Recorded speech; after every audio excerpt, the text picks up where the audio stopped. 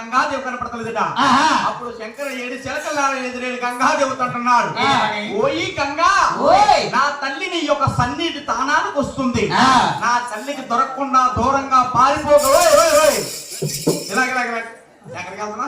గంగాదేవుని ఇంటికి కాదు, దుడ్డు పట్టగానే వెళ్తావా? మరి వెళ్ళిపోయి కానీ మా సోలమాకి ఇచ్చారు బాబు. ఎంత ఎంత అనుకున్నారు? 10,000 అంటే ఇప్పుడు అది. అమ్మ బాబోయ్, 10 ఇద్దరు పొద్దున్న పరిగెట్టగా వెళ్ళిపోతాం.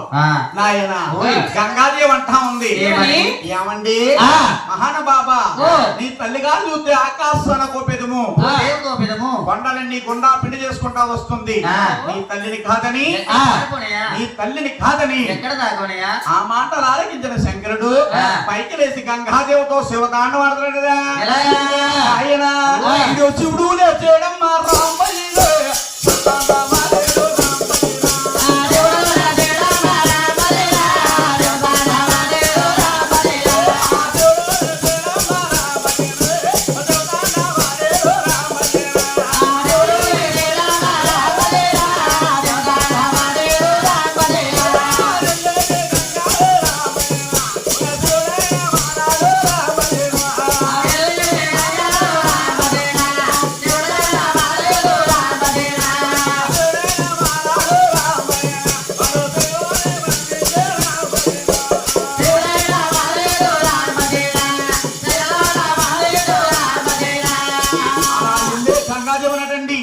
ఈ యొక్క గౌరీ శంకరుడే అలా శిఖలోపనిచ్చాడు. గోవింద